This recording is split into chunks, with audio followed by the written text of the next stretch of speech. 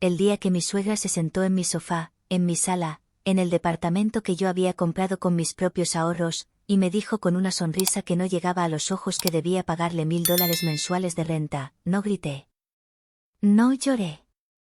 Simplemente sonreí y dije, entonces supongo que regresaré a mi departamento.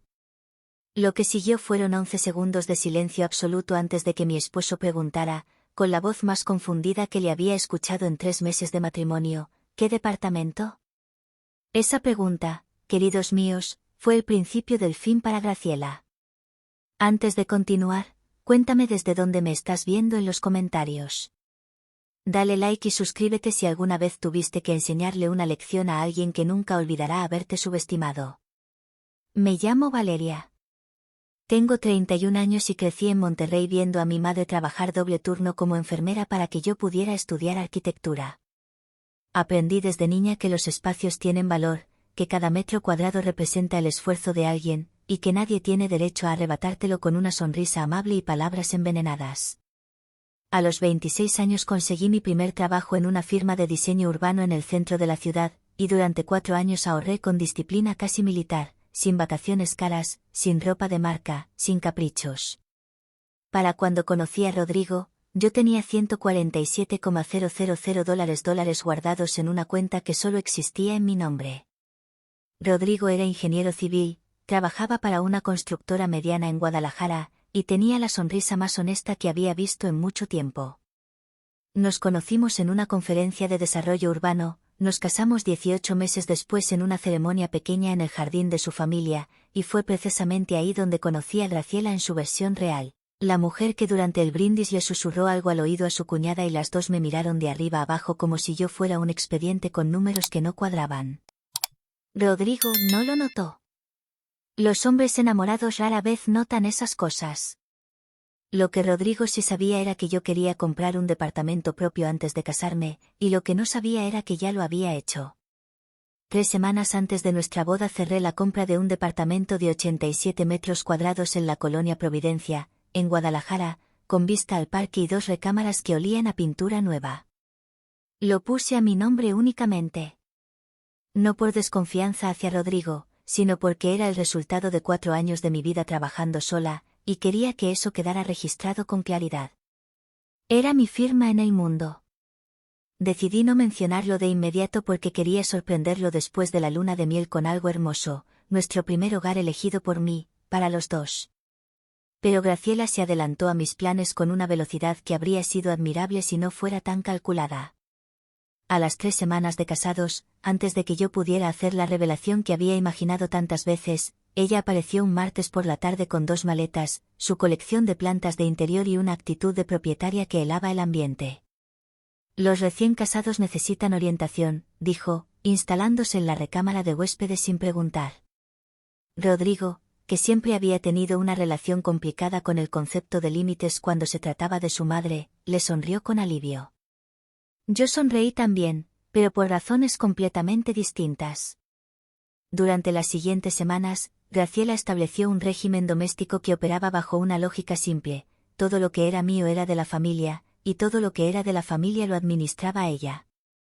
Reorganizó mi cocina un miércoles mientras yo trabajaba, explicándome esa noche que las especias deben ir por categorías, no por colores, como si yo fuera una niña que había decorado el cajón con crayolas. Le dije que lo prefería como estaba. Ella volvió a cambiarlo al día siguiente. Rodrigo dijo que era su forma de ayudar. Yo dije que entendía. Y mientras decía que entendía, llamé a mi notario para confirmar que los documentos del Departamento de Providencia seguían perfectamente en orden. El momento de la renta llegó un domingo de octubre, con café de olla sobre la mesa y un tono de voz diseñado para sonar razonable. Graciela dijo que vivir en Guadalajara era caro, que ella había sacrificado mucho por Rodrigo, que era justo que el departamento donde vivíamos contribuyera al bienestar familiar. Dijo, $1000 al mes, con la misma naturalidad con que uno pide la sal. Rodrigo no dijo nada, lo cual era su forma de decir que le parecía bien. Yo tomé un sorbo de café, dejé la taza con cuidado sobre el posavasos, y dije, entonces creo que regresaré a mi departamento. Graciela parpadeó. Rodrigo frunció el ceño. ¿Qué departamento, Valeria? Y yo, con la calma de alguien que ha esperado exactamente el momento correcto, respondí, el mío. El que compré en Providencia antes de casarnos.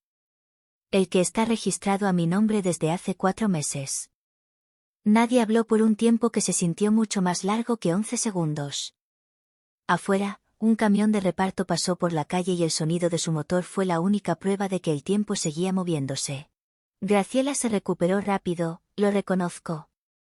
En menos de 2 minutos ya estaba reencuadrando la situación con la eficiencia de alguien que ha pasado décadas redefiniendo la realidad a su conveniencia. Dijo que por supuesto, una mujer casada podía tener propiedades, que nadie le quitaba ese derecho, pero que ahora que éramos familia ese departamento, naturalmente, formaba parte del patrimonio común. Rodrigo asintió levemente, como si eso tuviera algún sentido legal o moral. Yo abrí mi teléfono, encontré el documento que había guardado en una carpeta llamada Recetas, por si acaso, y lo puse sobre la mesa. Era el contrato de compraventa. Solo mi nombre. Ningún vínculo conyugal. Ninguna copropiedad. Graciela lo leyó 3 veces. La primera etapa de su derrumbe fue el silencio. Dejó de reorganizar mi cocina. Dejó de opinar sobre cómo yo doblaba las sábanas. Durante 4 días se movió por el departamento con la cautela de alguien que acaba de descubrir que el piso podría no ser tan sólido como pensaba. Rodrigo y yo tuvimos la primera conversación real de nuestro matrimonio esa semana, sentados en el balcón a las 11 de la noche con una botella de vino a medias. Le expliqué por qué había comprado el departamento sola, lo que representaba para mí, y lo que sentía que estaba pasando bajo nuestro techo. Él escuchó. Realmente escuchó, quizás por primera vez sin el ruido de fondo de su madre interpretando el mundo por él. Al final me dijo, no sabía que te sentías así. Yo le dije, lo sé. Por eso te lo estoy diciendo ahora. Fue mi amiga Camila quien me ayudó a ver el camino siguiente con claridad.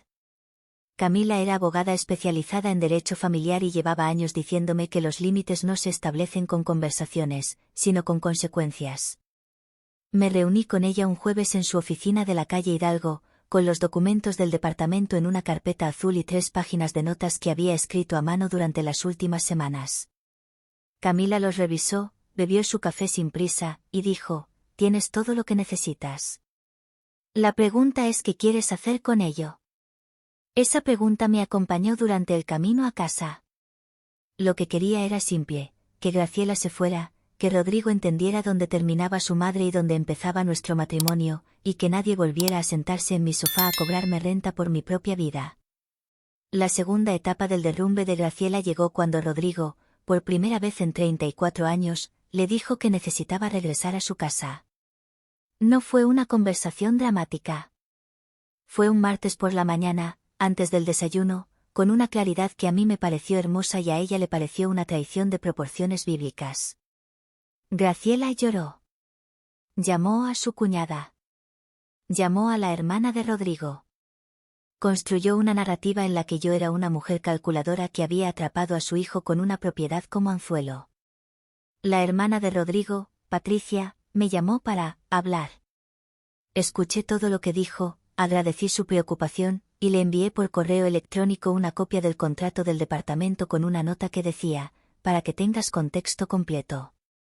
Patricia no volvió a llamar. La tercera etapa llegó 6 semanas después, en la reunión familiar de noviembre que Graciela había organizado con la intención declarada de aclarar malentendidos. Había 12 personas en el comedor de la casa de los suegros, incluyendo a la cuñada que me había mirado de arriba abajo en la boda y a un tío que Rodrigo describía como el que opina de todo sin saber nada.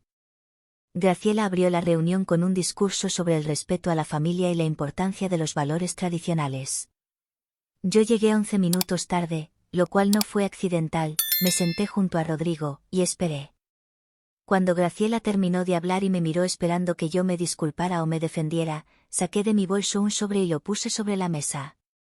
Contenía la oferta formal de un despacho de arquitectura en Ciudad de México que llevaba semanas esperando mi respuesta, un contrato de 2 años, salario de $6,800 mensuales, y la posibilidad de poner el departamento de Providencia en renta durante mi ausencia. Solo quería compartirles, dije, que tomaré la oferta. Rodrigo y yo lo hemos conversado. El tío que opinaba de todo no dijo nada. La cuñada miró su plato. Graciela abrió la boca y la cerró como si de repente el aire de la habitación tuviera una consistencia diferente. Hubo un momento, semanas después, en que Graciela me llamó. Su voz sonaba diferente, sin la arquitectura habitual de autoridad que la sostenía. Me dijo que quizás había exagerado un poco con lo de la renta, que solo quería lo mejor para su hijo, que esperaba que pudiéramos empezar de nuevo. Yo la escuché completa. Le dije que la entendía. Y le dije también que el mejor comienzo posible para todos era el respeto mutuo, y que ese respeto comenzaba por reconocer que yo no era un personaje secundario en la historia de su hijo, sino la protagonista de la mía propia. Hubo silencio. Después dijo, está bien, con la voz de alguien que acaba de firmar un tratado de paz que no quería firmar. Era suficiente. Lo que aprendí en esos meses no cabe en una sola frase, pero si tuviera que intentarlo diría esto: el poder que nadie puede quitarte es el que construiste antes de que llegaran a pedírtelo. Nadie me había regalado ese departamento. Nadie me había dado los $147,000 Los había ganado un mes a la vez, una renuncia pequeña a la vez, con la claridad de alguien que sabe que algún día va a necesitar tierra firme bajo los pies. Rodrigo y yo vivimos hoy en Providencia, en ese departamento que huele a pintura nueva y a decisiones bien tomadas, y Graciela viene a comer el primer domingo de cada mes, puntual, con una planta de interior como ofrenda de paz. Nunca ha vuelto a mencionar la renta. Si esta historia resonó contigo, cuéntame tu experiencia en los comentarios. Y si conoces a alguien que necesita recordar que su valor no lo define nadie más, comparte este vídeo. Suscríbete para más historias que nos recuerdan que la mejor venganza siempre es vivir bien, en tu propio espacio, bajo tus propias condiciones.